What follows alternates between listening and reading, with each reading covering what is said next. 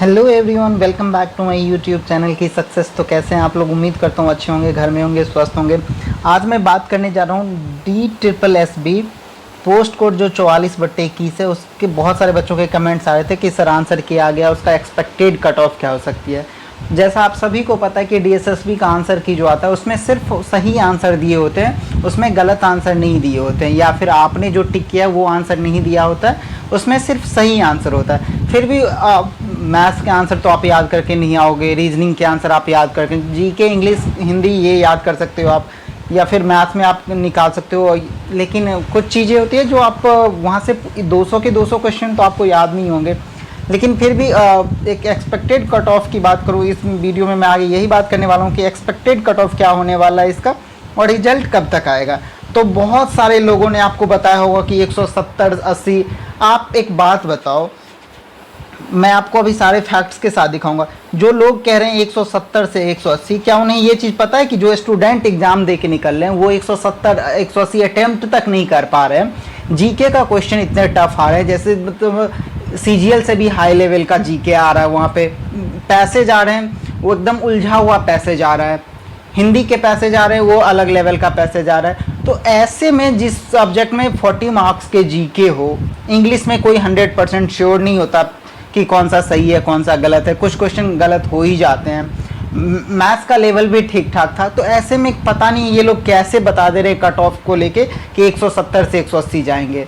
तो ऐसे चीज़ों से आप दूर ही रहिए, क्योंकि ये सिर्फ डिमोटिवेट करने का काम करेंगे।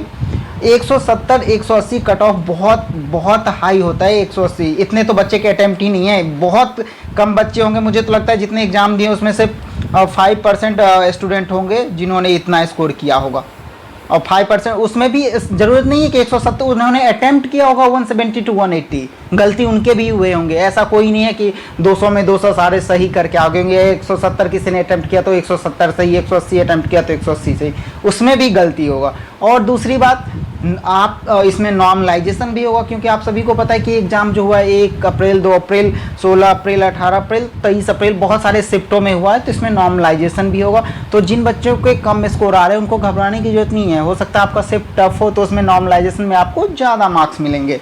आइए मैं आपको सबसे दिखाता हूँ कुछ प्रीवियस ईयर के कट ऑफ। सबसे पहले मैं वैकेंसी की बात करूँ तो यहाँ पे आप देख सकते हैं टोटल 278 वैकेंसी है, जिसमें EWS का 27 है, EWS का। उसके बाद अनरिजर्व कैटेगरी की बात करूँ तो 117 है अनरिजर्व कैटेगरी का। OBC की बात करूँ तो यहाँ पे 75, SC 41, और मैं अगर ST कैटेगरी की बात करूँ तो 21 ST कैटेगरी का है। Total vacancy 278। अब मैं आपको यहाँ पे 2017 का कट ऑफ दिखा रहा हूँ, ये आप यहाँ पे देख सकते हैं। 2017 में आफ्टर नॉर्मलाइजेशन 147 कट ऑफ गई थी अनरिजर्व कैटेगरी की। आफ्टर नॉर्मलाइजेशन है ये। इस मान के चलो कि अगर 5-6 नंबर भी नॉर्मलाइजेशन में मिले होंगे तो कट ऑफ क्या मतलब, आपके अगर 140 बन रहे होंगे तो 147 हुए होंगे उस टाइम पे। OBC का आप देख सकते हैं 139.59, SC का देख सकते हैं 126, ex serviceman, sports person, OH और HH। ये 2017 के थे। अब मैं आपको 2019 का कट ऑफ दिखाता हूँ। 2019 में आप देख लीजिए कि कट ऑफ कितने कम गए थे। अनरिजर्व कैटेगरी का 131.71, पिछला कितना था 147, अभी कितने 2017 में, अब 2019 में कितना है 131। तो ये पेपर वाइज डिपेंड करता है कि पेपर इजी है तो कट ऑफ हाई होंगे, अगर पेपर थोड़ा सा नॉर्मल है तो कट ऑफ थोड़ा सा बढ़ेगा। OBC 113, SC 116.54, ST देख सकते हैं, PH OH देख सकते हैं आप। अब एक बात बताइए कि 131 गया है, 147 गया है, तो 147 से 180 कभी नहीं जाएगा, ये मैं लिख के दे देता हूँ। फ्रेंड्स, आप मेरे बात पे ट्रस्ट नहीं कर पाओगे अभी, लेकिन जब रिजल्ट आया तो आप देख लेना। 170 और 180 कभी कट ऑफ नहीं जाने वाला है, क्योंकि बहुत सारे बच्चों को मैंने पूछा कि कितना अटैम्प्ट किया है तो सबने यही बताया, किसी ने 140, किसी ने 150, 160, 170। इतने अटैम्प्ट हैं, इतने सही नहीं है, इतने अटैम्प्ट हैं। आगे मैं दिखाता हूँ आपको। अभी एक पेपर हुआ था, ये पोस्ट कोड 13/20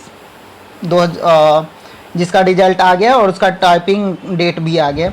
उसमें आपको दिखाता हूँ सेम पैटर्न, 200 क्वेश्चन, 2 घंटे टाइम, और सेम 40 ऐसे करके 40 मैथ, 40 इंग्लिश, 40 रीजनिंग, 40 हिंदी और 40 जीके।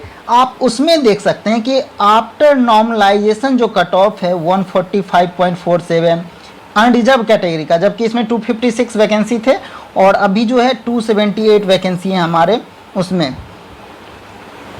अभी आप लोगों ने देखा हो 44/21 में। EWS का 132.18, OBC का 125, SC का 125 और ST का 113.15। तो कभी कभी क्या होता है कि OBC से भी ज़्यादा कट ऑफ चला जाता है SC कैटेगरी का, यहाँ पे आप देख सकते हैं। तो इस बिहार पे अगर मैं आप लोगों को एक एक्सपेक्टेड बताऊं कि क्या होने वाला है कट ऑफ, तो आइए मैं आपको बताता हूं। अनरिजर्व कैटेगरी का जो कट ऑफ होने वाला है वो मैक्सिमम मैं बता रहा हूं, अभी इसमें प्लस माइनस कर लेना।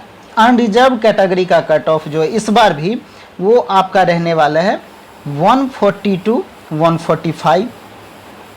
इसमें आप लास्ट में प्लस माइनस 3 कर लेना और मे बी कि 150 चला। अनरिजर्व में यहाँ पे 150 मे बी, अगर नॉर्मलाइजेशन आफ्टर नॉर्मलाइजेशन बता रहा हूँ मैं, ये मत सोचना, ये आफ्टर नॉर्मलाइजेशन मैं बता रहा हूँ। ये अनरिजर्व कैटेगरी का हो गया। अगर मैं EWS की बात करूँ तो यहाँ पे आप देख सकते हैं कि कोई भी एग्ज़ाम होता है अभी यहाँ पे, तो अनरिजर्व कैटेगरी का और उसमें यहाँ पे 13 नंबर का डिफरेंस दिख रहा है। यहाँ पे भी आपको, यहाँ पे तो उस टाइम पे EWS नहीं था, फिर भी मतलब 10 नंबर का डिफरेंस मान के चलो कि अगर आप EWS कैटेगरी से हैं तो अगर आपके 130 to 140 के बीच में मार्क्स आ रहा है तो आपके सिलेक्शन के चांसेज हैं। और आफ्टर नॉर्मलाइजेशन ये हो सकता है कि 135 हो जाए और ये 140 तक चला जाए आफ्टर नॉर्मलाइजेशन, लेकिन 130 to 140 EWS के जाएंगे। उसके बाद मैं बात करूं OBC कैटेगरी की, तो OBC और SC में कभी OBC का ज़्यादा चला जाता है तो कभी SC कैटेगरी का ज़्यादा चला जाता है। लेकिन OBC की बात करूं तो ये भी आप ये मान के चलो कि 125 से 130 के बीच में रहने वाला है। और SC कैटेगरी की बात करूं तो ये भी उसी के आसपास आपको देखने को मिलेगा, 126 से 131 के बीच में। और मैं ST कैटेगरी की बात करूं तो ST कैटेगरी का भी वही आपको 110 से 120 के बीच में आपको देखने को मिलेगा। ये होगा एक्सपेक्टेड कट ऑफ मेरे अकॉर्डिंग।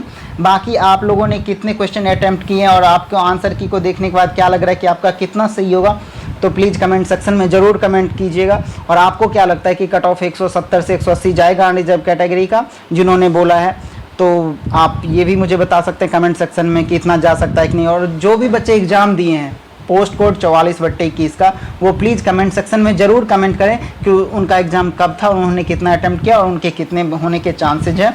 और आप लोगों के अकॉर्डिंग एक्सपेक्टेड कट ऑफ क्या होने वाला है आप लोग कमेंट सेक्शन में ज़रूर बताइए। और आज का एनालिसिस यहीं पे ख़त्म करता हूँ, तो प्लीज़ वीडियो को लाइक कर दीजिएगा, चैनल को सब्सक्राइब कर लीजिएगा। मिलते हैं नेक्स्ट वीडियो नेक्स्ट अपडेट के साथ। और रिजल्ट की बात, एक बात रह गया, रिजल्ट की बात करूं तो ये आफ्टर एग्ज़ाम 3 मंथ्स के अंदर आ जाने चाहिए।